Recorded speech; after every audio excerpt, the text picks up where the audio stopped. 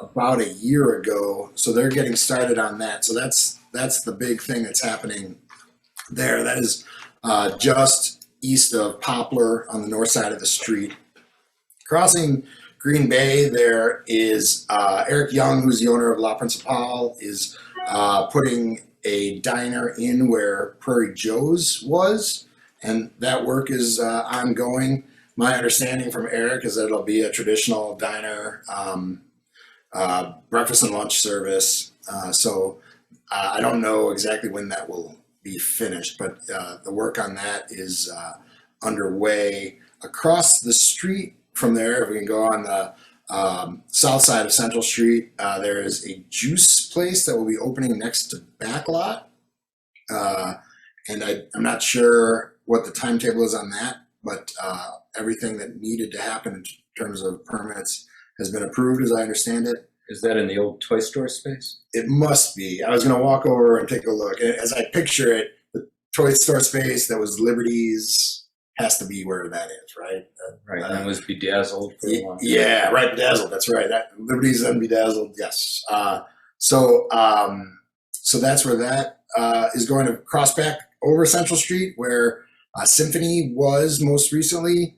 That is a pizza place that is very close to opening. I think they're doing like a soft open friends and family thing right now.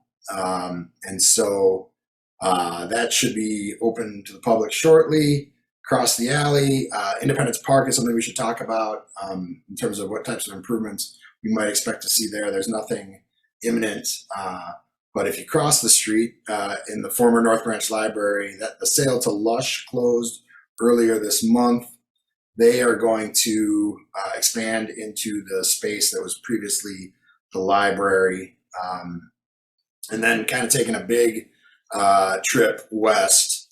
There is a restaurant planned, I believe it'll be called Our Place, in the space that was most recently Gotta Be Crepes.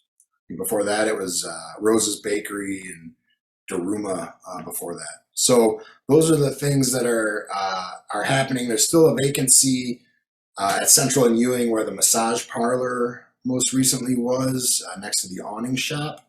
I'm not sure. My understanding of that space from the last time it turned over is that it's really kind of laid out to be a massage parlor, and that's sort of like the only business that fits it as configured now. And I don't know if there's anything pending there, but everything else has been pretty stable. Max bikes are doing really well.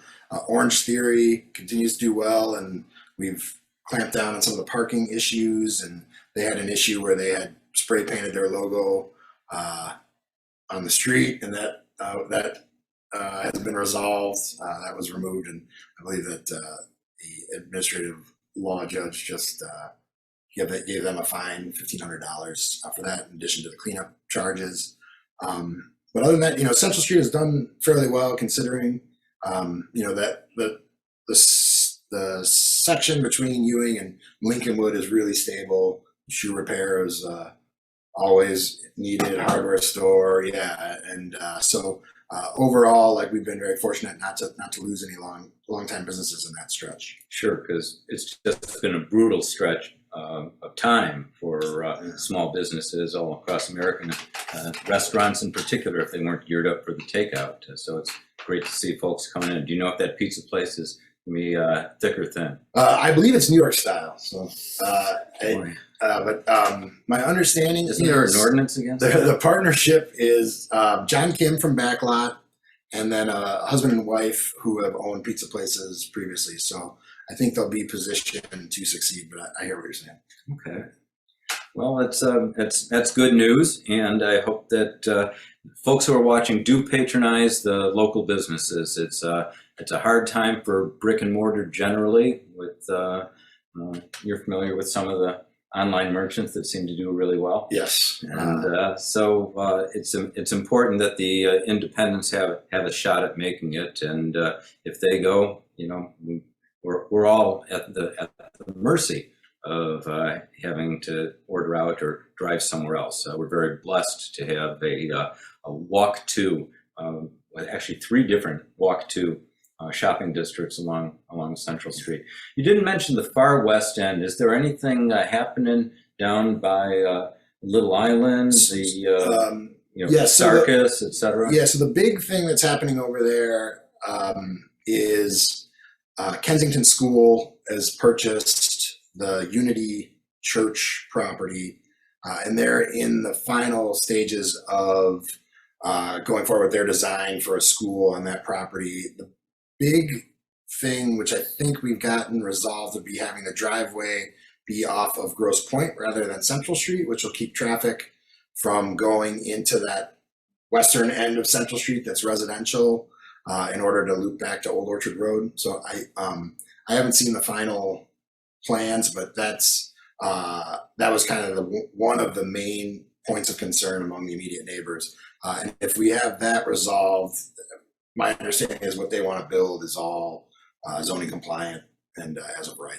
Anything in the works for the old gas station lot that Chase Bank wanted to go into a few years ago? No, well, that's owned now by Sarkis, and they've been using that as auxiliary outdoor seating. I don't know what their ultimate plans are, but I think in the last 2 years, it's been very useful to have that space and the ability to have outdoor seating and semi-outdoor seating with the heated tent. The tent is bigger than the restaurant. Yeah, no, and I think it's good for the stability of the area for those two parcels to be owned by the same owner.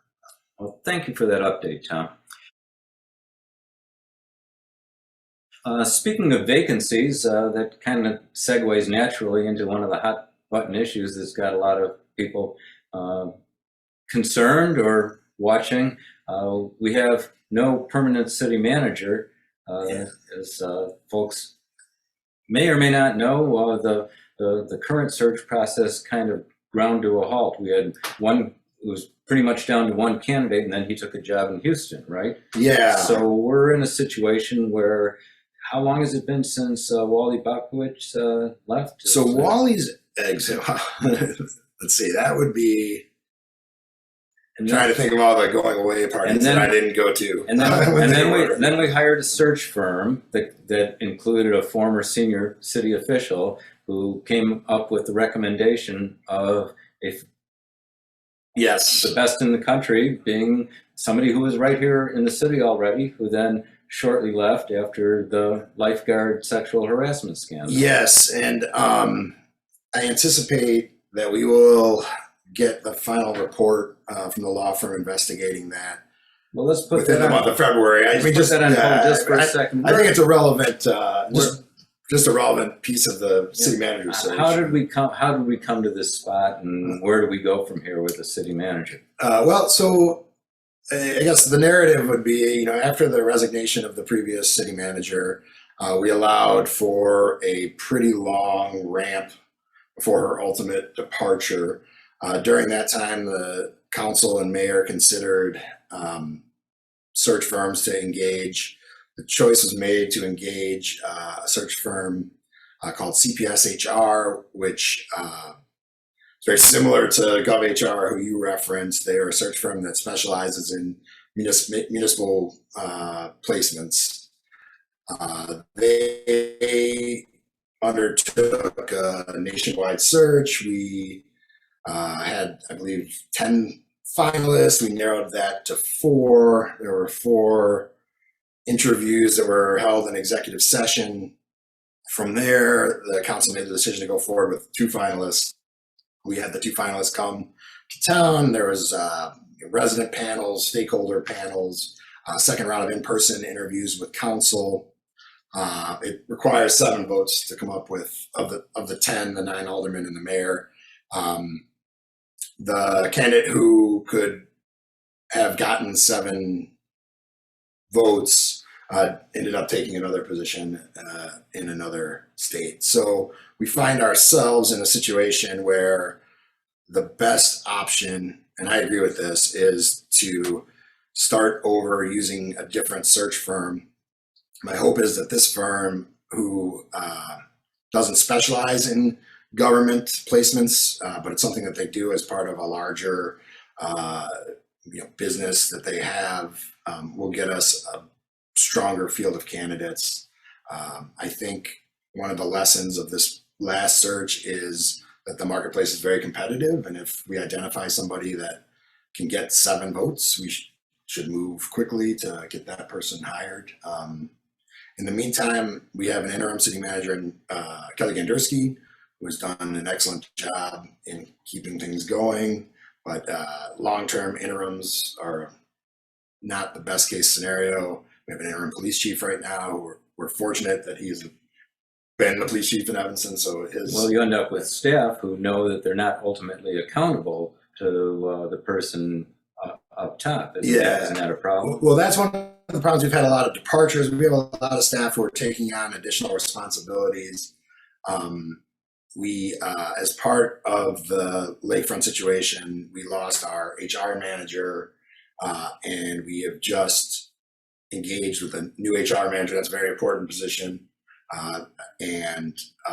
But it's important that we get a real full-time city manager, because there are a lot of hires that need to be made. And I don't think it's in the best interest of the city for those hires to be made by someone who ultimately won't be the city manager. So how much have we spent on search firms since Wally said he was leaving? So my recollection is that GovHR was somewhere around $25,000. This search firm was another $25,000. We haven't voted yet on this next search firm. I would anticipate that they will be more expensive.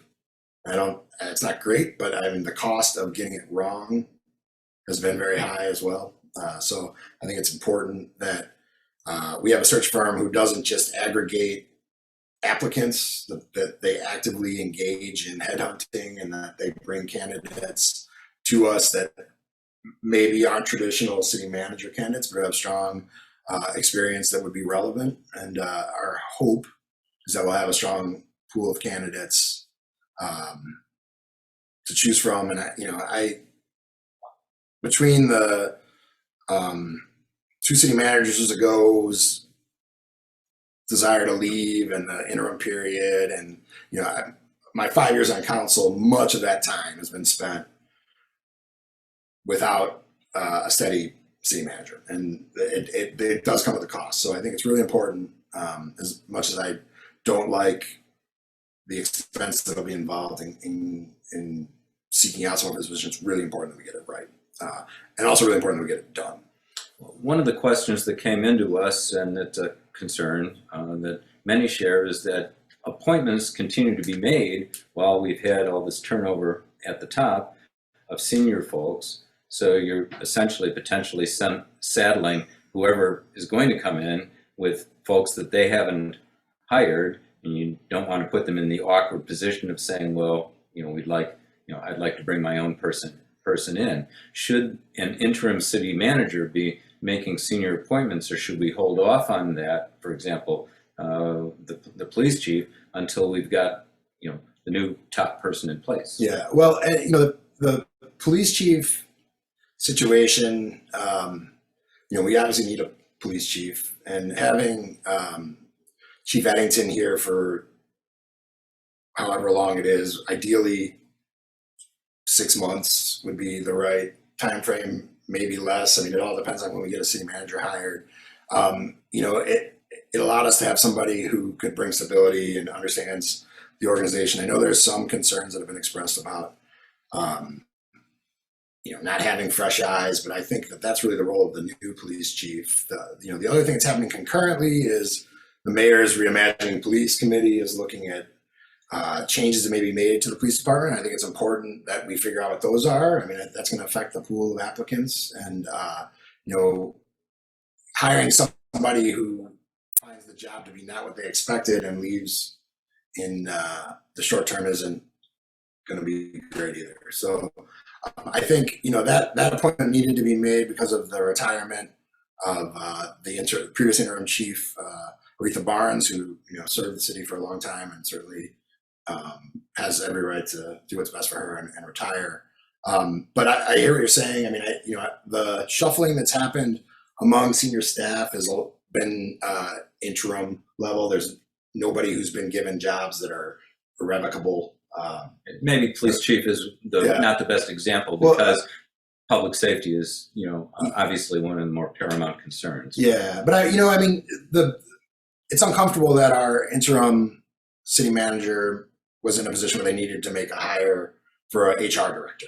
And I think when this report comes out, we'll understand more about kind of how the HR department has interacted with other departments of the city and places where we need to improve that interaction.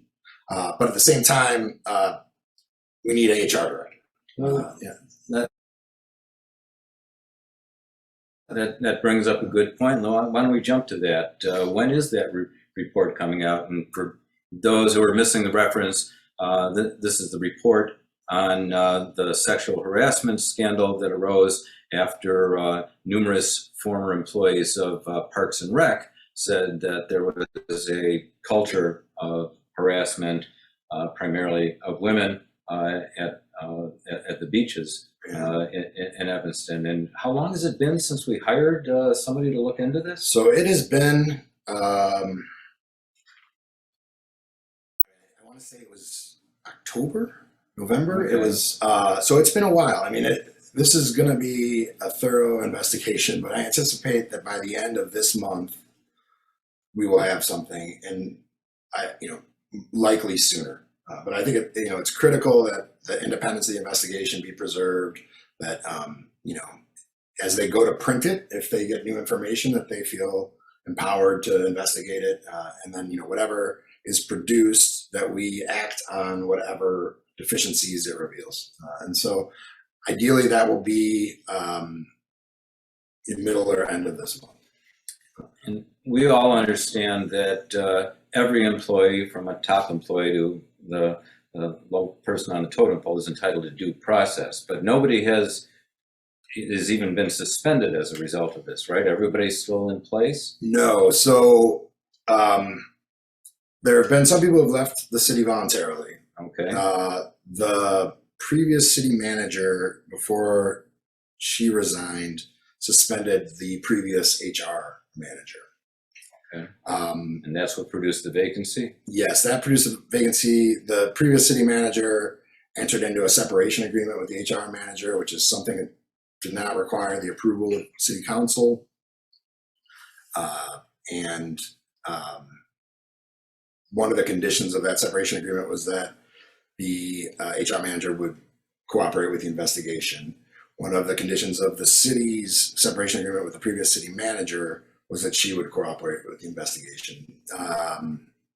So people have left, and I'll reserve judgment on if the right people left or if enough people left until we see what's in the report. Fair enough. When do you think that's going to be forthcoming? I anticipate that the council will see it sometime in the middle of the month, and then I think, depending on the content of it and what type of redactions need to be made to protect the privacy of victims and their identities, that shortly thereafter it will be public. Okay. I'm glad to hear that that is moving along.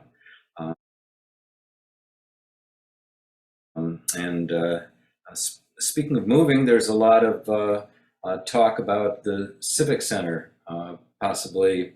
Well, it's not the building physically moving, but the seat of government itself. And we went through this 13 years ago or so, 14 years ago, which in my book isn't ancient history. Evanston's a long city. We're not even up to the length of the tenure of Lorraine Morton. So there was a referendum that was about 85-15, I think, to stay in the Civic Center. Who's driving the idea that we should be even considering moving right now? Where's this coming from? Because I'm out on the street a lot, and to the extent you can during COVID, and I've never heard anybody come up and grab my lapel and say, we need to get out of the Civic Center. Yeah, well, and it's an interesting question. There are certainly members of the city council who've stated publicly that they believe that we should move. There are members of staff who've made the recommendation based on the condition of the building that we explore moving. And I think there are a large majority of the people that live in Evanston who really don't give much thought to it. It's not a building that you need to go to very often. I think one of the things as we modernize how we provide services and do things, residents will be less and less likely to have to go to the Civic Center to conduct business. It's not a place that necessarily needs to be the center of civic activity. I mean, that could be something that we purposefully intend, but it's a good question, Jeff. Who is pushing for it? Because we have this contract. We haven't had, we've had city council. I've been here a long time. And we've had city council meetings that have been packed with people. People want to see their government in action. You used to be able to go down and jawbone with the clerk over going back to Mary Morris and et cetera, and get answers to your questions. I mean, online is cool. I welcome the modern world. I was an early adopter of technology, but as much as I love all these faces that I'm looking at right here, it's not the same as being in the room with them. I think there's a real value to in person and something to be said for continuity, not to mention the preservation aspects of you've got a 100-year-old building that's got some distinguishing, it's on, I think, on the National Register of Historic Places, or as some other quasi-landmark status. There was a saying that had a lot of currency when this came up 14 years ago before you were on the council, that the greenest building is the building that's already built. Yeah. Because there's a lot of greenhouse gas costs to tearing something down and building something new. So yeah, I think the inclusion of that property in the recently passed TIF, rightly or wrongly, adds a layer of suspicion on the part of a lot of people as to why we're considering moving now. The engagement of a firm, at over $300,000 to explore options certainly sends the message that we're farther along the path to moving the Civic Center than I believe we actually are. Yeah, is that the right number? I mean, 300,000 to find a location? I mean, couldn't you hire a buyer's broker? It was a lot, I will say. I mean, that's a big number. I voted no. There's a lot of brokers in Evanston who would be happy to find you a spot. Well, I think there's a lot of people in Evanston who aren't reluctant to share their opinion if you ask them where the Civic Center should be. There's certainly merit to the discussion about having it downtown and what that might mean in terms of economic impact of downtown. Part of the discussion is relocation of the police and fire headquarters and the question of whether they should be co-located with City Hall. I think that plays into the reimagining police work. I mean, do we want our police department to be in the same location as our government? Right now we have them separated out. That has advantages and disadvantages. The police headquarters itself is an aging building that is probably inadequate for its purpose. Like the question about what is the most financially responsible thing to do over a 50-year time horizon. And I certainly don't personally think that it's a done deal that the cheapest thing to do is move. How would you feel about a gun range underneath council chambers? Yeah, well, my understanding of the current gun range of the police station is that after about 5 minutes of shooting, it needs to be ventilated for a long period of time. I mean, I think there are questions about how do we want to do where do we want our government services to be located? I mean, one of the things that people don't see, but that's very near to our Civic Center now, is the service center where all of our equipment is based and where a lot of the things that we don't really think about as residents happen. And so if you move those farther apart, what does that mean? Would we build something on land that we already possess, or would we have to acquire land? Would we have to do a swap with somebody who owns land? Like you're talking about the property that's kitty corner from the Civic Center right now? So, well, on Leon, right, is the service center, right? I mean, if that would stay there, and we would have another. Why would that move? Well, I mean, that's a good question. It's got a whole infrastructure that's built around the specialized services, the trucks that go in and out of there. Right. But if the Civic Center were somewhere else, would there be a value in having some of the people who have offices there have their offices at the Civic Center? Would there be inefficiencies created by? I mean, it's a big question. So it's certainly worthy of study and discussion. But I think it's really important, given how things have gone in Evanston previously and the likely costs involved, that it be a very transparent, open, deliberate process. And so I'm hopeful that we could do that very openly. And I think the referendum that you mentioned is a very significant data point.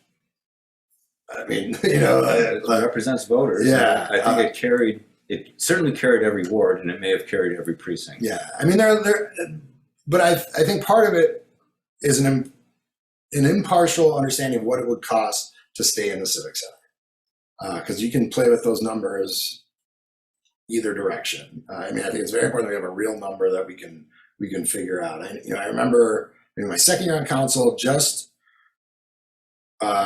repairing the elevators was $1 million thing. Yeah, well, that's Crazy. it's kind of an Evanston thing. How are we? Let's talk about that. How can we possibly be talking about spending $7 million on an animal shelter? I mean, how many animals a year, move through there? Do you know roughly? No, I don't. I think it's on the order of a few hundred. Yeah. Okay. I don't think it's 1,000. I don't think it's 50. I think it's in the hundreds. And when I was doing the math, I said, if you just paid people $500 an animal to take an animal, I mean, you'd have years and years worth before you'd run up into a $7 million range. I'm not aware of any town around that has spent that kind of money for per capita. Right. And I love animals, so one of them may interrupt this meeting. But well, and part of that $7 million number is county money that they would be giving us to expand the capacity of the animal shelter for county purposes. So I hear what you're saying. And that's not free money. I think I saw a county commissioner online here earlier. Yeah, I have an open line of communication with him. But I think it's there. Anytime that we undertake something that's expensive, it seems like it's too expensive and doesn't deliver entirely what it's meant to deliver. Well, it's starting to be a pattern. It's going back to the Clark Street Beach House or the Fountain Square fiasco. Fountains, and that's ongoing. Butchering my Latin. We have no fountain at Fountain Square. Again, a $7 million fountain square with no functioning fountain. So that, and it's going to be the subject of litigation most likely, but it doesn't do anything to make it a more pleasant place for people to be in the summertime. Well, we could hire 50 kids with super soakers. It's another example of the cost not matching the value. And so with the Civic Center discussion, I think it's really important that we have as much information as possible and that we are very deliberate and long-term thinking in terms of what we do. And it may very well be that staying where we are is the best move. I think that may adversely affect some of the projections on TIF revenue, but that's not a reason to move our Civic Center. Well, with that history that we've just gone over a little bit, and here I'm going to apologize a little bit. In the 2 mayor races ago, towards the end of it, one of the candidates, former Alderman Brian Miller, suggested that we should urge that we have a Office of Inspector General created within Evanston. I kind of jumped down his throat at that time, saying that, again, no town the size of Evanston has an Inspector General, that if the council is doing their job of watching staff and if we have the right people in staff, you shouldn't need to have that happen. But now I am rethinking that position and thinking maybe I owe an apology to Mr. Miller. I still feel that on the surface, a town this big shouldn't need an Inspector General, but do we need one? Would that be an appropriate position to create, to have an independent watchdog?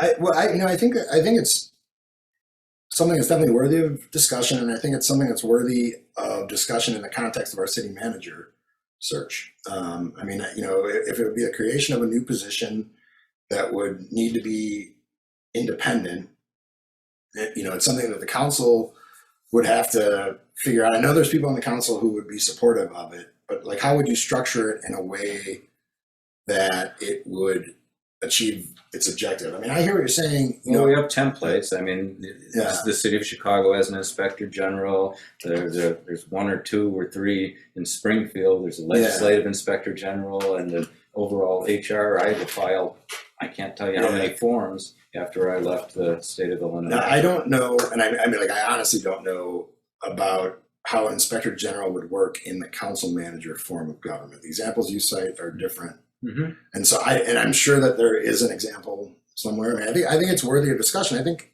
you know, one of the things that was positive about, Well, we're home rule. We can So- do anything we want, Yeah. right? I think I've read 50 staff memos that begin with the Yeah. recitation of our ability to yeah, make things up. and yeah, I mean, I think it's definitely worthy of discussion. I think it's something that would have support on the council. I don't know that it would have all the votes it needs. I think, you know, in the context of the discussion about who our next city manager is, it's something we're talking about. 'Cause, you know, right now, kind of the only way you can find out if somebody is messing up is by asking them, and you know, and they'll tell you they're not, and then that's kind of where you are, you know. And you know, right now we're undergoing our annual audit. That's another thing that, you know, finds deeper levels of, or is intended to find deeper levels of fraud. But I think what you're talking about is just overall inefficiency, waste, those types of things, not all the way criminal level fraud.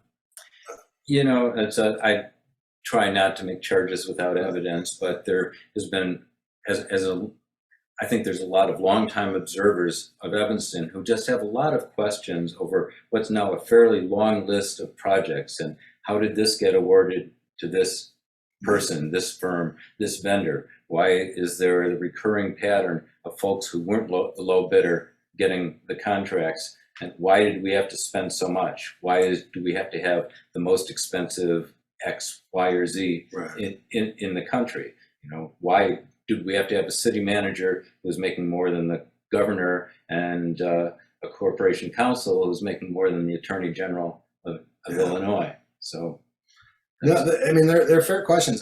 and why do we need $100,000 for a leaf blower ordinance enforcer? Yeah. It seems to me that, okay, if that's what's on the table, I'll go with the inspector general over, Right. over the leaf blower. No, I mean, I hear what you're saying. I do think there would be support for the council. I don't know that there would be enough, and I do think, you know, it's worth bringing up in this next round of city manager interviews and discussions.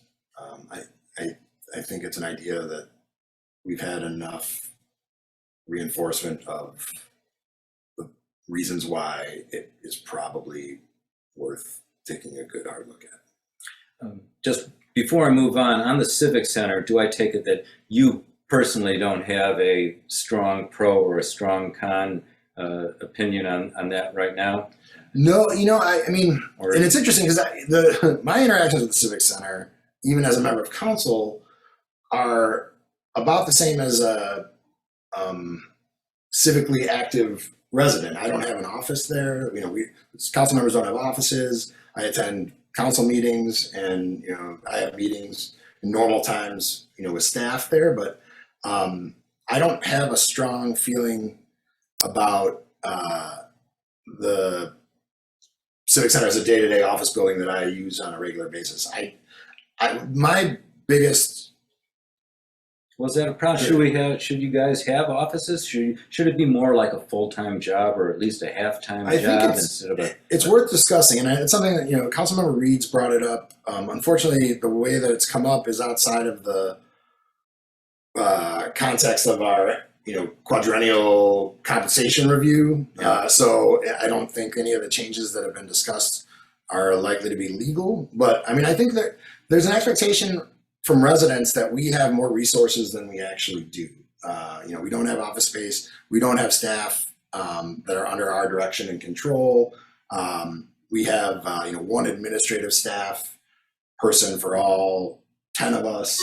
I don't know that that's necessarily the most efficient way to do it. I mean, I think it's worth looking at ways to bring the resources available to council members closer to the expectations of residents.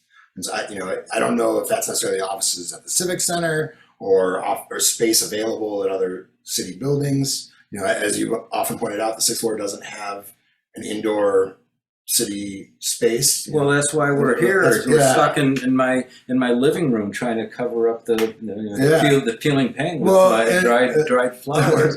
I was going to say everybody here is invited to come to the Sixth Ward Community Center for this meeting, Yeah, and well, and but that's I'm going to save yeah. that for the April Fool's edition of the Roundtable. Yeah, I mean, Kurtz ends up being that place a lot.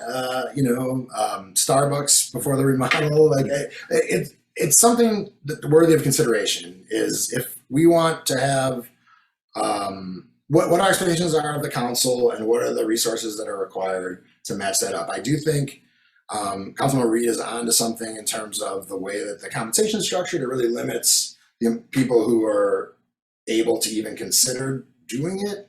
I think one of the frustrations was expressed by Councilmember Fleming, who has decided to step down, is that there is a real lack of resources, and it's difficult because it's on you to kind of make up the gap there, and in the meanwhile, you have staff who are very highly compensated, and they have very difficult jobs. But it's the structure. The structure is a little bit out of whack, and I think it's worth doing. I think the right time to do it is in the context of the quadrennial compensation review. Well, Alderman Fleming had a very interesting resignation letter, or at least an announcement that she sent out, and I was fortunate to be on her distribution list, and she referred, I don't want to misquote her out of hand, but it seemed to suggest that there were some real problems with the culture at City Hall. What was she referring to, and do you share her opinion? I mean, you'd have to ask her specifically, but I think she. I can't speak for her, but I mean, I think she just found that there were higher and better uses for her time, and that there were ways where she could advocate for things that were important to her outside of the confines of being a member of City Council. And It was also in the wake of a death in her family, and if you're watching, Alderman Fleming, our condolences, and we thank you for your service. I think she was a real important voice of healthy skepticism on the council, and you Yeah. guys actually, I thought, had formed what some people would think is an unlikely alliance on a lot of issues. There were a lot of 7-2 votes where we were the two, and I think there's whoever the mayor picks to succeed her will have big shoes to fill, and she was definitely an example of constituent engagement and voting your conscience.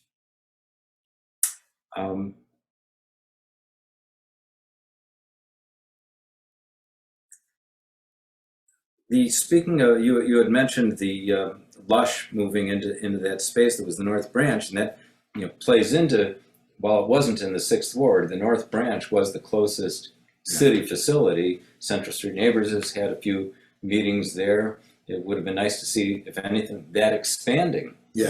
As some of the other, as the perennial space had vacated, it could have been a real community center, because otherwise you got to go all the way down to Chandler, which is kind of a hike. Yes. It's not walkable. And it's it's walkable for Nancy, but it's not designed. She's a hiker. Yeah, not designed for that So, purpose. I mean, we just voted to give $2 million to Northlight, right? Well, so the I Economic saw it. Development Committee I love voted to I push love it to the council. Okay. So there's been no final decision on the things that they voted on, which I believe was $2 million from Northlight, somewhere near $1 million for the Aux, and there may have been another one in there, but those are all committee votes. And I'm crunching the numbers, and I love theater. I've been to Northlight shows over the years, along with other theater companies, some of which have come and gone in Evanston. All the world's a stage, and maybe no better stage than Evanston city politics. But I'm crunching the numbers, and at a 5% amusement tax, you're looking at 15 years at $40 a ticket before you get the payback.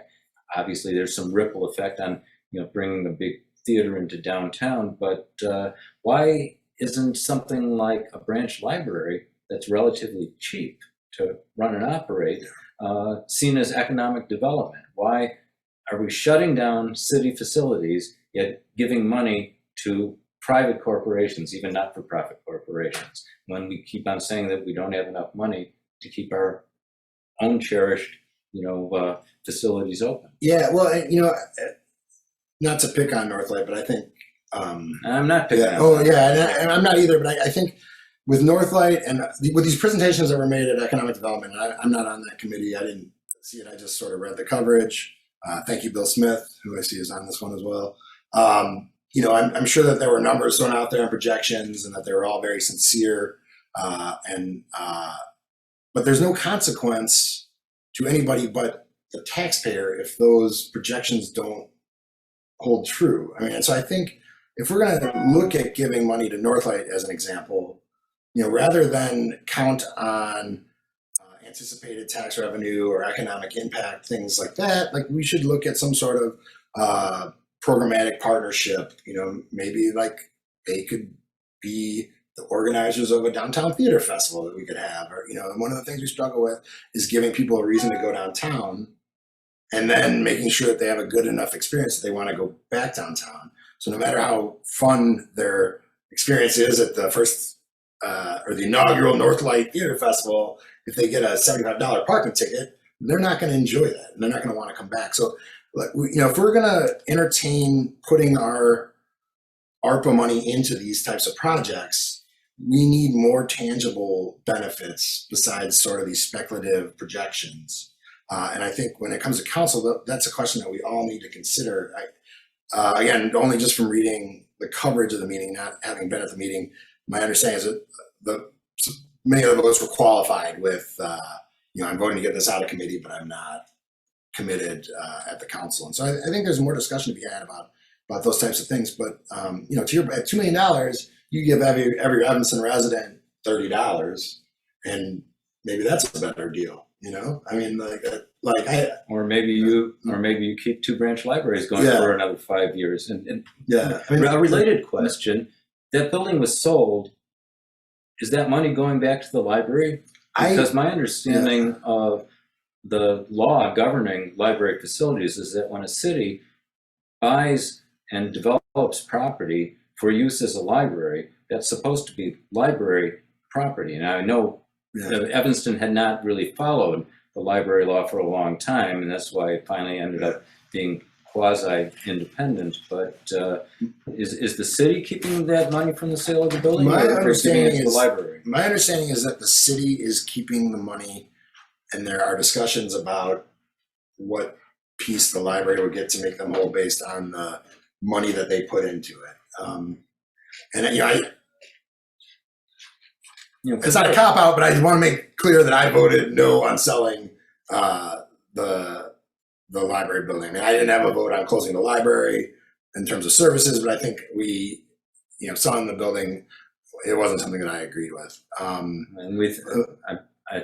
Central Street Neighbors thanks you for that. Yeah, I appreciate it.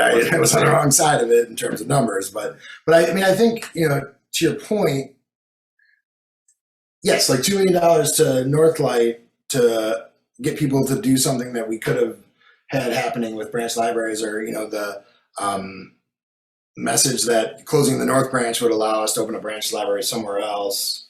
All that stuff also really illustrates that we have a lack of a comprehensive plan, and not just like a written down comprehensive plan, just like a comprehensive understanding of what we're trying to achieve throughout the city. And that's another thing that I think should be part of the city manager interview discussion process, because if we are going to come up with a plan, we'd have somebody in that chair as it's being crafted and as it's being implemented, and that type of continuity is something that we have not had. Is there planning ongoing about the problem of violence in the city? And I don't want to overstate it. I feel that there's an exaggeration constantly of crime in this country. If you look at the stats from the 60s, in most ways we're far better off than we were, in some of the peak years of, it's largely correlated to demographics when the baby boom was, in its full hormonal rage. Yeah. But a lot of things, I think people sense that things have been hitting closer to home. When I see that people are getting shot in a driveway I mean, in a drive-by at the mobile station, which is not that far from here, near where many of us used to pick up fish and chips, or where I've pumped gas, or when the Walgreens over on Green Bay, which is I can walk to or bike to, gets looted last summer, and people, there just seems to be an ongoing, I don't want to say intractable, because I know some senior police folks, among others, things that we're just not getting the cooperation from other agencies, but it seems that there's a subculture, if nothing else, of violence that seems to be getting a little worse and a little more reckless in its disregard of humanity. Yeah, and one of the things that the council voted recently to do is spend some ARPA money on increased youth and young adult programming. The question of whether that'll be enough is an open question. I see Kevin Brown on this mosaic as well. Kevin can speak much more eloquently than I can on all the challenges that are faced there and the resources that need to go into violence prevention. But one of the real difficult, unfortunate thing is that, when these violent events occur, no matter how much you look at statistics, they're tragedies, on a personal level for families. And I think that relative to other communities our size, we are in the strike zone in terms of our resource allocation. But, I think that's really an area where you can always innovate, always do better. It's not necessarily just about putting in more money, but it's about coordinating programs across the school districts, with the library, with the city, county and state resources as well. So in the immediate aftermath of the most recent shooting, we increased the amount of resources in the youth and young adult division by using ARPA money. Whether that'll be enough or what larger steps we need to take remains to be seen. I mean, I think that's certainly something that we need to prioritize in our next budget, and really avail ourselves of outside resources. One of the nice things about being adjacent to Chicago is there are a lot of people who do this work, who have things that they can share with us that may work here.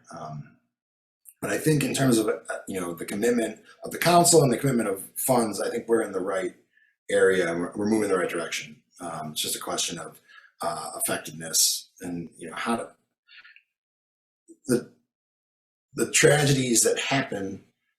Are they failures of our prevention programs, or are they, what do we do to prevent these types of things from happening? And when they do happen, what do we learn and how do we stay ahead of the next one?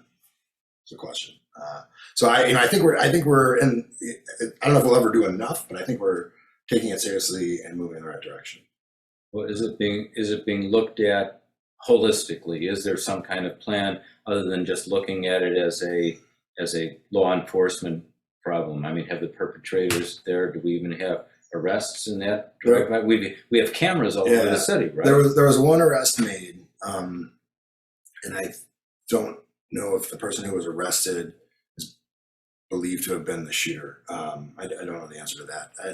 And the question is, where do the police fit in this model, and where does the prevention side, how do you balance the resources, and how do we make sure that we have the right people and the right amount of people throughout the city, to handle this, and the schools are a big part of it too.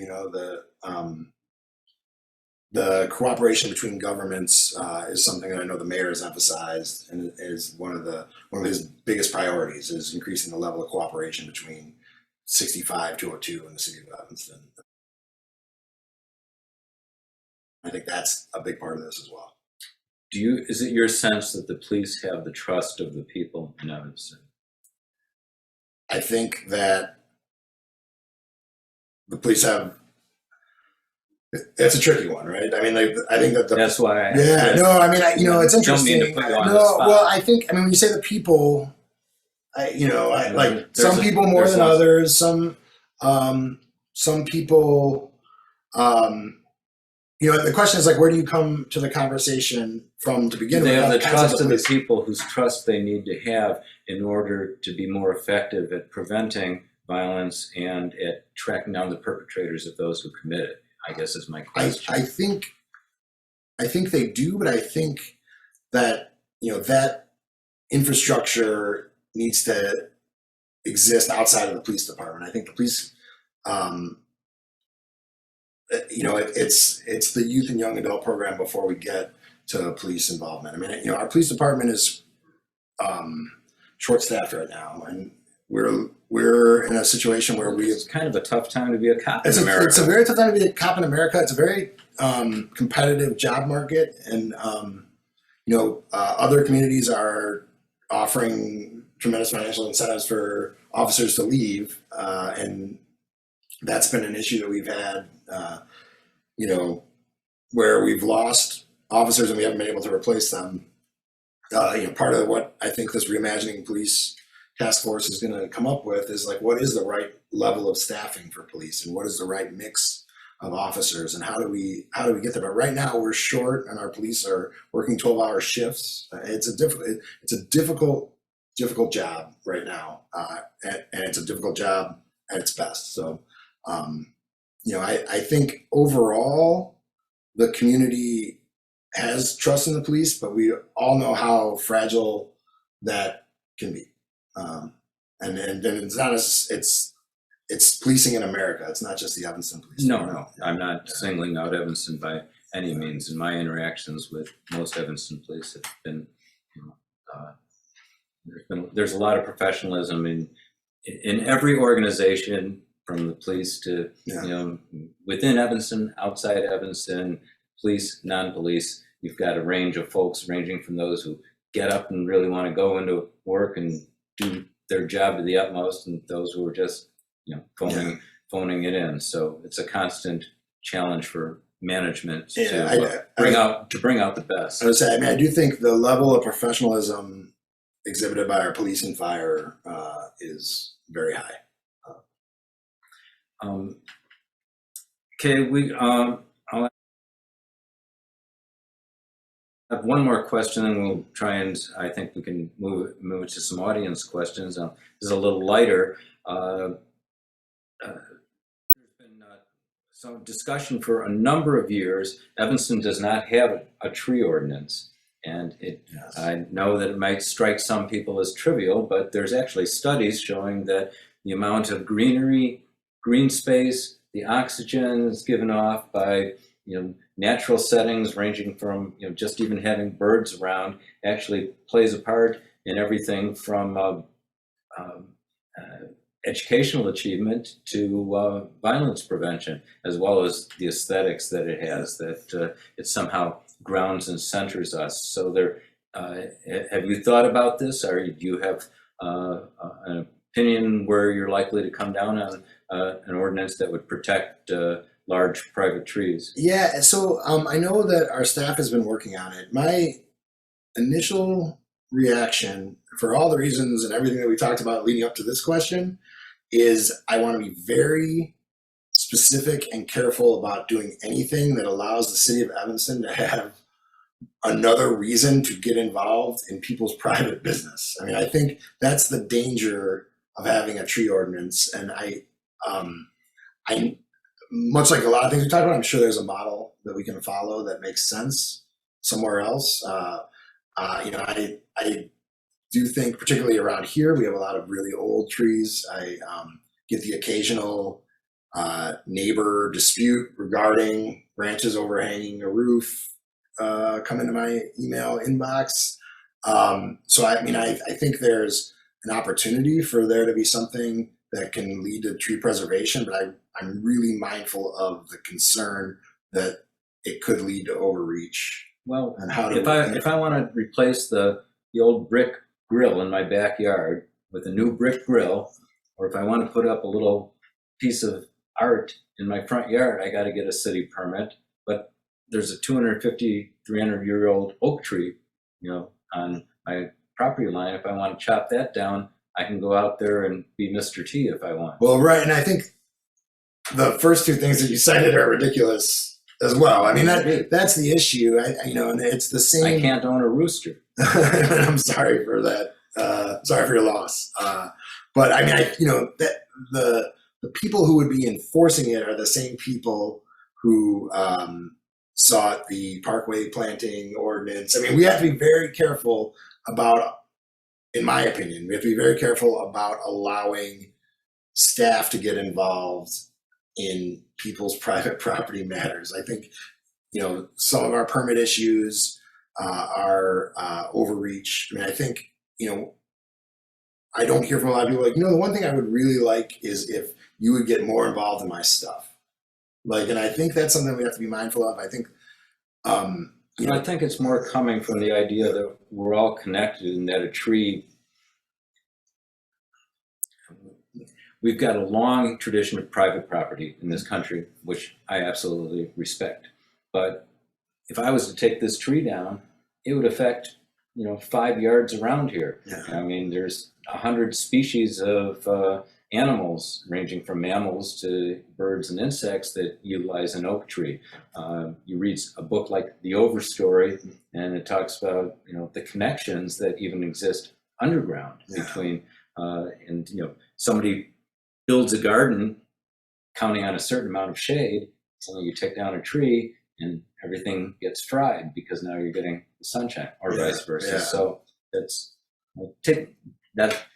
It's not an argument. I'm certainly open to it. I would like to see how it's drafted. I'd like to see what the real consequences would be. I'd like to understand if this ordinance had been in place for the last year, what would have been different around Evans, and how often is this something that we encounter? I think all those things are important. Well, to your point about overreach, is there any move towards getting rid of some of the laws that we have? We have an awful lot of, and I think I've said to comic effect, though perhaps not electoral success, that if getting in other people's business was something that we could monetize and market, Evanston would be far more fiscally sustainable. Yeah. I mean, is there some elements of overreach that we could perhaps retire? I'd like to see us move from behaviors that are intended to enforce to things that are intended to increase compliance. We'll write tickets to people who don't clear their sidewalks of snow, but we don't. I think you and I had talked about this for our senior program where they ask for help shoveling. We rely on volunteers. We don't have employees, or even every summer we get a list of kids who want summer employment. I'm sure in the winter some of those same kids would like the opportunity to clear snow. And I'd like to see a shift from we're going to give you a ticket for something to we're going to try and get compliance with the underlying purpose. And my emails today, I had several about people who got tickets for the snow emergency, who were saying that they parked after the plow had gone by, that they got a ticket after a point where there was never going to be another plow. The street was clear. And according to the ordinance, the tickets were correctly written, but from a common sense perspective, and from what was our ultimate objective of having this ordinance on the books, it doesn't make sense. And it's those types of things I'd like to see us work on. I mean, if we could chip away at some of the other things, I think that would be great. I think kind of as a city, we're moving in the opposite direction. And a lot of times that's something that residents want. A leaf blower ordinance is one of those things, But yeah, I'd like to see us be more about encouraging compliance than enforcement and being punitive. Okay. Well, we're going to try and open this up. I'm going to ask Jim if he's going to work his magic, and I guess we'll ask for people to raise hands, or are you going to call on them one by one, Jim? How are we going to do this? We can. You can use the hand function and ask a question by raising your hand. I'm just about here. Okay. Hang on. And let's see if we can unmute everybody all at once here.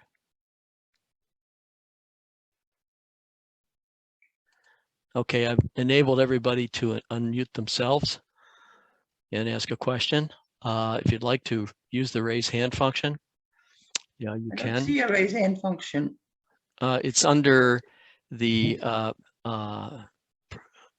reactions, and then at the bottom reaction Yeah. menu is raise hand. Yeah, Okay. well, we'll ask people not to all just start talking and Jeff, if you open up the participant window, you can see the hands raised, and I see 3 people with their hands up.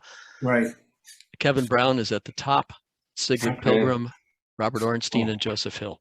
I'll have to be reaching in on this to do this, but I think I can mouse and click. We'll do it that way. Do I just click on them or just call on them?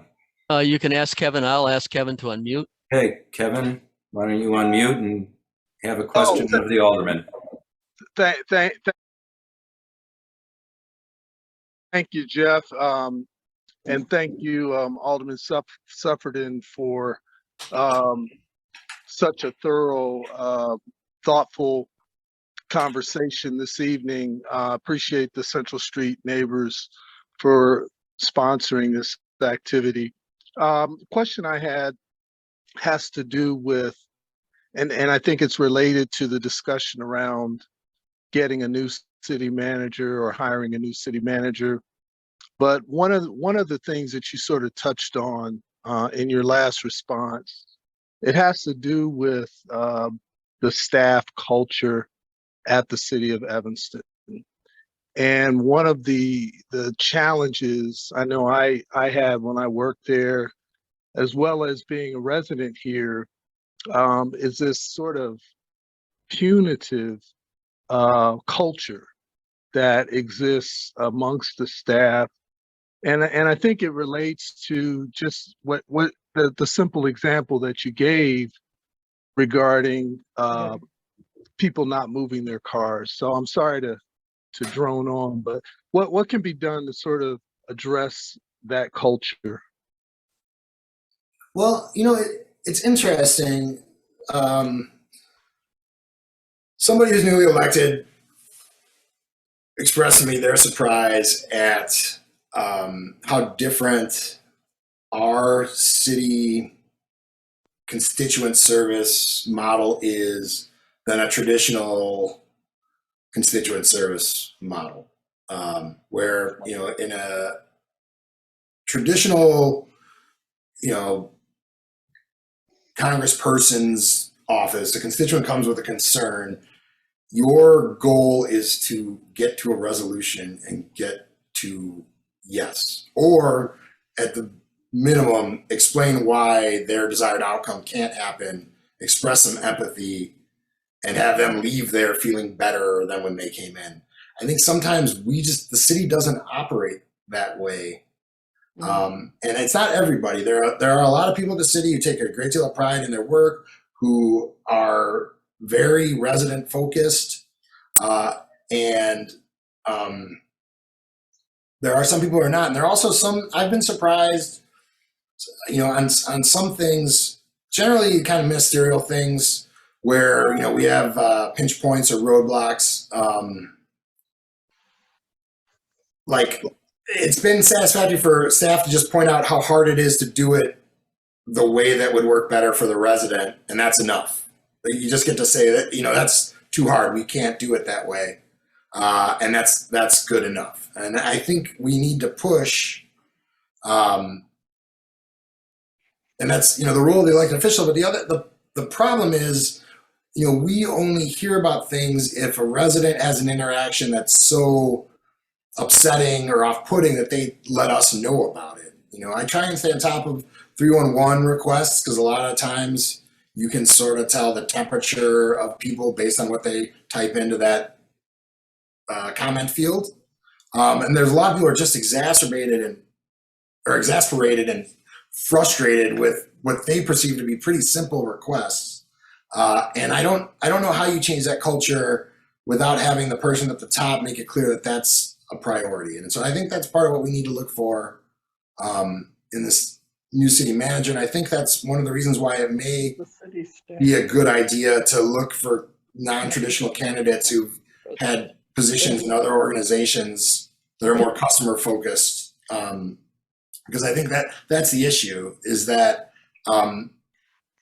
if you're not measured by the level of satisfaction of the end user of your product, all you're going to really be concerned about is keeping your immediate supervisor happy. And I think there are people who exist in that headspace who work in the organization. No, I was wondering if I know what time it was. 8:39. Does that make sense, Kevin? I don't know, man. I mean, you've got more time on the inside of that building than I do. No, that I think it is I think you're right on point. It's a leadership issue, and hopefully we can get the right leader.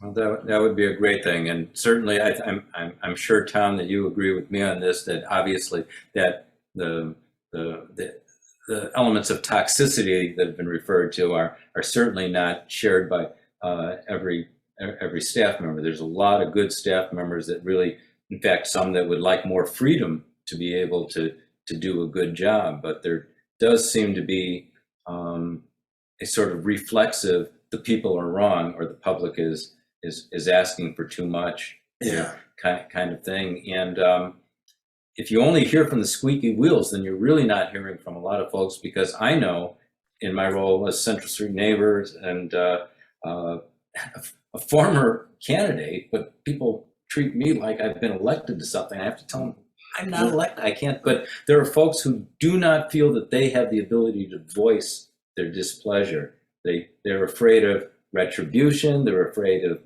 getting ticketed, fined, Yeah. or they're not confrontational. Fighting City Hall is something that is generally not seen as easy by your average citizen. Yeah. And I'd say not by the non-average citizen either. It's not a task for the faint. First of all, I wanted to thank both of you for doing that fireside chat. It's really, really great. Tom, I just wanted to also thank you for bringing up the issue of the parking ticket. It just so happened that our son lives in Bloomington, Indiana, and he and his wife came visiting. So they came here at about 9 o'clock Friday night. Well, we have 2 cars, which we park on our driveway most of the time. But because of the snow, and we just felt it was easier if we moved one of our cars out onto the street. Street was perfectly plowed. Street was perfectly dry. It's a dead-end street, Bernard Place. There's one more house just to the north of our house. Well, Sunday morning at 8:29, we have a $60 ticket because obviously we forgot about the emergency snow ordinance, which I perfectly subscribe to, but that ordinance for the emergency snow should have been in effect like Tuesday or Wednesday when we ever had the snow, and now that the street was perfectly clear, anyway, Yeah, that is well- really not that is really not why. I just wanted to thank you for bringing it up, and my husband and I are fighting about should we pay it or should we object to it or something Object like to that. it. But Object to but it. on the other hand, I understand perfectly why we got the ticket, because it is also a huge part of the city budget to throw all parking tickets together and raise money for the city. So, I have the option of paying the $60 in the hope that my next real estate bill will be not quite as high, but anyway. the main I say reason- contest the tickets. I'm What? sorry, go ahead. I was just saying, contest the ticket. I told everyone who emailed me today, contest those tickets. And I'm hopeful, one of the things that we spent some money on was the ability to track our vehicles and where they are. And so one of the things that I'm hopeful that we can get to, and it would be a great policy to be implemented, is once the plow's gone through, we would know that. And that any ticket written after that would be voided. Because that's the real frustration I think that a lot of people have, is that it's not as if they were blocking the plow from clearing the street. That happened, and now they're just getting hit with a $60 ticket. So Sigrid, I really make them tell you have to pay it. Fight the ticket. Okay. I told everybody I talked to today about it. Fight the ticket. Okay. Thank Okay, you. we'll try. But the real reason I wanted to raise my hand is on a completely different note. I just wanted to let everybody know that Friends of Lovelace Park has a photo contest. You're allowed to submit up to 3 photos of your favorite photos of Lovelace Park through the end of February. We will have a vote in March, and the picture who gets the most votes will get a $50 gift certificate to Kurt's Cafe. And then, of course, you know, glory and fame for being the world's best photographer of Lovelace Park. All the further information is at www.lovelacepark.com. And also, we would like to reiterate once more our desire for the city, once you start seeding all of the park areas that are mud and straw, to possibly consider reseeding the area that we call the Lovelace Meadow with native grasses and then wildflower seeds that will not grow very tall. That would certainly help with the management of the standing water, which I am still not convinced whatever the engineers came up with in that particular area is actually going to work like they think it will work. So that was my comment. And other than that, I wanted to thank both of you gentlemen for all the work that you are doing. Jeff, we are members of Central Street Neighborhood Association. So if there's ever any assistance that we can provide, just pick up the phone or send us an email. And thanks, Tom, Okay, for thank you. everything you do. Yeah, and thank Yeah. you for all your work on Lovelace Meadow. I appreciate it. Thank you, Sigrid. And why don't you post that photo contest on the Central Street Neighbors website? Okay.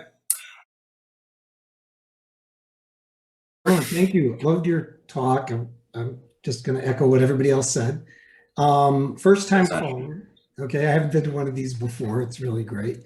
But I live at Central and Eastwood, and I've been here about 8 years. I watched Central Station apartments get built out my window. No, that's Seventh Ward, Robert. Am I in the wrong ward? No, you're everybody lives in the right place. I'm just saying it's not Tom's ward, but go on. Oh, I got you. But certainly you could relay the message. So That my would be question has to do Eleanor with- Revelle. Pardon me? That would be Eleanor Revelle. Oh, okay. Just a minute. Eleanor? Yes. Okay. You know what my So- question's about. I think it's about that stop sign at Eastwood. Well, that's not necessarily just the stop sign. It's just the intersection is hazardous, particularly when the hospital empties out.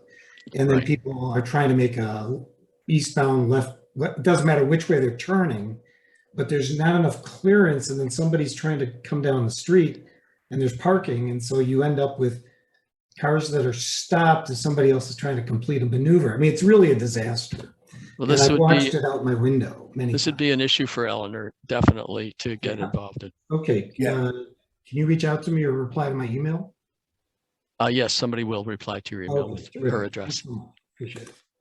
And frankly, Robert, I'm happy to try and mediate there as well, because years ago, when they were talking about a couple of projects on Central Street, some of us here on this call stood up and showed pictures of the traffic and how it already extended up from Green Bay up to Mustard's Last Stand.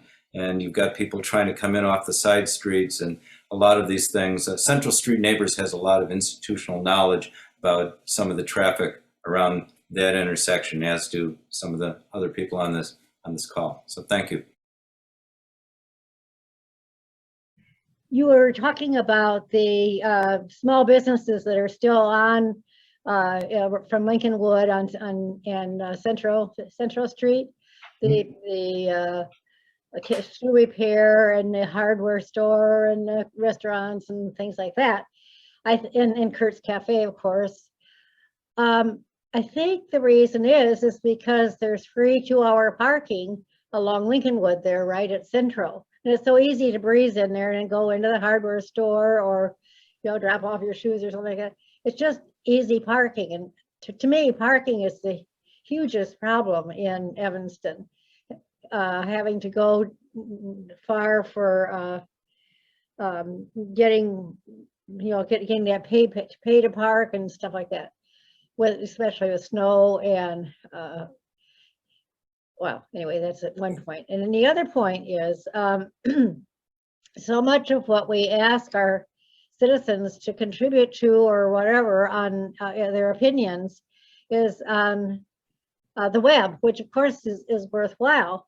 But there are many people, especially elderly, but a lot of people also in the Fifth Ward that I'm familiar with, who don't have access, don't have email, and don't have access to technology. Are there ways? The health department finally came around very well about calling people and stuff like that. But is there a better way, like through Fleetwood Jourdain? It could have been the Evanston North Branch Library, but ways to maybe some of the churches or pastors or something, some way of making sure that when there's important information coming out, it's not just on the web. It is some way that people without access to technology can use. Yeah, Gail, that's a good point. I'm not sure exactly what the city does. I can check into that. I suppose I shouldn't email you the answer. I'm fine with Okay, it. I know that our communications department does the best they can to get information out, and I do think in Fleetwood and Chandler. I don't know about Robert Crown, there are, but at the Levy Center for sure, there are bulletin boards that have a lot of information. If you can get in them, Yeah. But yeah, no, a lot of it is also dependent on, things being normal and access things. I will tell you, what you said about parking, I think is true. I'll admit that I don't have the Park Evanston app. I think that app is great for some people. As long as I can, I will park far away and walk. I think that we mess parking up way more than we should, and we really complicated it, particularly along Central Street, by not acknowledging that we're competing with Wilmette, where parking is free. And we've always had the council's opinion has been that all of our business districts need to be equal, and I don't think that that's necessarily the best way to go. We are doing a citywide parking survey, which should give us some information that allow us to make some better decisions about how we handle our parking inventory. But I hear what you're saying. If I am driving, I try and get on that Lincolnwood stretch there, or park 2 blocks away and walk, and I'll probably do that as long as I'm physically able to do that. Just because I hate paying for parking myself. Well, Tom, if there's you another. can't walk so easily, then it is a problem. But, Yeah. Oh no, absolutely. but you're not eligible really for a handicapped sticker thing, whatever. But I looked at the parking app, but there is a question on there that I didn't want to put in. I don't know if it was that you always use the same credit card, or there was something that seemed to ask more information that I wanted to give out. And also half the time I can't even see the stupid meter because it's not enough light to know how long you can go for. And I just saw it. That's a question, Tom. What? And sorry, I don't mean to run over your. That's fine. That's fine. Gail, but if I can amplify what I think Gail's saying. I never heard a public uproar or outcry saying, gosh darn it, we want to get rid of parking meters and put in complicated machines where we have to plug in a credit card number and then walk back to our car because nobody knows their license plate number, and then walk back to the machine and put it in again, and then all that data gets kept and tracked by who? Quarters used to work just fine. Yeah. Well, as they were replacing meters, it became, and this started before me 2 parking managers ago, but the fewer points of potential failure you have, the better, is what the thought was. As you had to replace meters, rather than having 18 meters for, just having the one box was deemed to be better. But I don't, whether it is or not, I don't know. I have gotten complaints from one particular merchant on Central Street whose business really relies on out-of-town people who, they're not going to download this app for one trip to his place of business. I think we can do better on parking. I think we have an innovative parking manager in Mike Rivera. Well, every app you put on your phone is yet one more point of vulnerability. Yeah, I agree. And I'm not a fan of the apps. I'm not a fan of the prepay, Right. I agree. have your money in that account type stuff either. But I'm one of 9. Yeah, and that's, I think when we get this parking survey, which I've been asking for a long time, it'll give us an opportunity to really look at everything, including what we charge in various places and ways that we can do dynamic pricing that's fair, or, you know, be able to have parking rebated for minimum purchases or things like that. I mean, I think there's a lot of opportunity for us to use our existing parking resources more wisely, especially as we're trying to get people to come downtown and increase people's comfort level with going to businesses downtown. Yeah, and Sorry. certainly not have it until 9 o'clock. That's terrible for restaurants. Oh, yeah, you know, the That's snow really tickets are awful. bad. The person who gets a ticket on a completely empty Central Street at 8:55 p.m., not a happy person either. And I don't blame them. I mean, those are the emails I don't like to get. And then also, when street cleaning falls on non-consecutive days because of the way that the month works out, those aren't good email days either. When the first Wednesday and the first Tuesday are 6 days apart rather than back to back, not good. I fully feel everyone's pain on those types of parking issues because I hear about it all the time. Okay. Thank you. Hey, first, thanks, Tom, for doing this tonight. It's nice to do this, and I hope Jeff hasn't been too hard on you. No, he's been a very gracious host. I hope he's lobbed you a couple. You didn't give me a matching robe though. You guys are like a commercial for being cozy. I hope he's lobbed you a couple of softballs anyway during the night. But You saw all the Anyway. pitches. my question goes back to your little tour of Central Street that you did at the beginning. I'm just curious as to the status of Old Neighborhood Grill. So my understanding is that they're still waiting for insurance to work everything out. You know, they had a fire Right. in the fall, and they have not applied for permits or anything yet. And my discussion with Paul Zalmazak was that it's his understanding that they're still waiting for the insurance process to play out, but that they intend to reopen. So that's all I know. Okay, been a long time. Yeah. Oh. I It's great. I think, you know what? If every ward had this type of forum, Jeff, I'm going to suggest that they create a city position for you to go from ward to ward to ward and have these fireside chats so that there doesn't have to be so much talk at city comment. Because I think so often people just want to know that they're being heard and their questions are being answered. And thank you, Tom. It's been wonderful. My question goes to the referrals committee and the pilot program. I understand Alderman Kelly has put forward a referral for pilot program for some of our larger nonprofits. And that's Right. something I know that's been on the table many, many times. And we have so much land and property that is off the records tax bills because of that. Tom, what is your position on that? Could you support that? I absolutely support it. The only thing I know about it is the text message I got from Claire Kelly asking me that question. And I said, yeah. So I don't know where it stands, if she's made the referral and it's going to come to rules committee for creation. I mean, you know, the one thing we didn't talk about this, we're talking about all the new people that are coming in. The new president at Northwestern will be coming in, I think, at the end of the academic year. And that's an important piece of that, the pilot discussion for sure.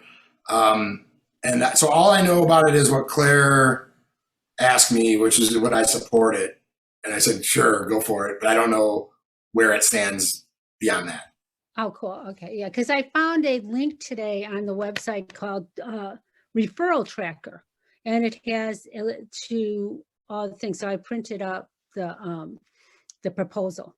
Okay, so she made a proposal and it's been, I think it's going to go to the referral committee. okay. And I'm not sure exactly when that's going to be, but I think one of my concerns is, as much as I love having a world-class hospital around also with North Shore Hospital, it seems that every they're all over commercial districts, and I don't know if they pay any taxes on that. It seems like we keep losing more and more land and to nonprofits. Does the North Shore Hospital or Health System, do they pay taxes on property? They pay taxes on some of their property. I'm not sure. I don't have specifics. I think that would be the purview of the Okay. pilot committee. But I don't know. You know, if you like the new offices that they put in where Barnes and Noble was, or you know, I'm not sure how they're structured. I couldn't give you a good answer. Northwestern and stuff like that, because I know the Good Neighbor program has ended. I think it ended in 2020.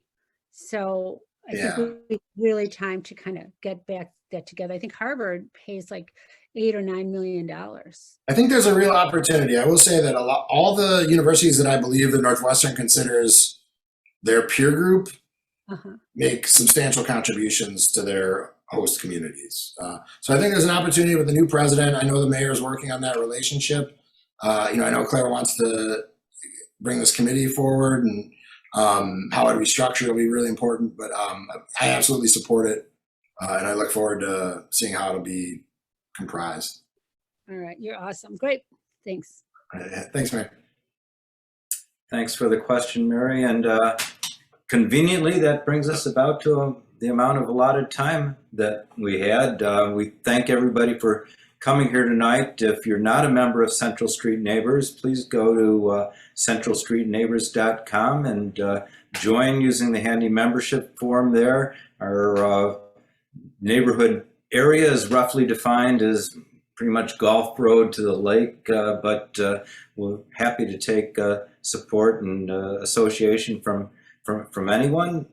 We run an open forum on our website. All we ask is that people be civil and moderate their discourse so as to not make it personal. We've had very, very few problems over the years. We've existed since 2007 by fostering an atmosphere of civic engagement. It was part of the reason that Central Street was given an award by a National Planning Association.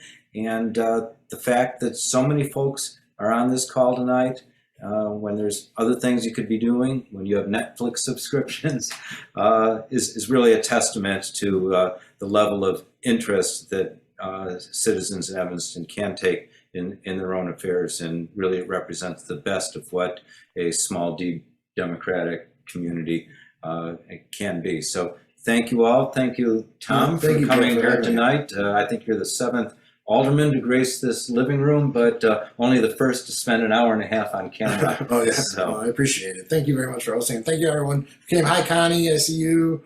Hi Bennett. Hi everybody. I We- appreciate all of you that took the time. We today. know all these Yeah. folks, so thank you for showing up. And Eleanor Ravel, I see your name there. You're next. Okay. Okay. So long and good night from Central Street Neighbors Association.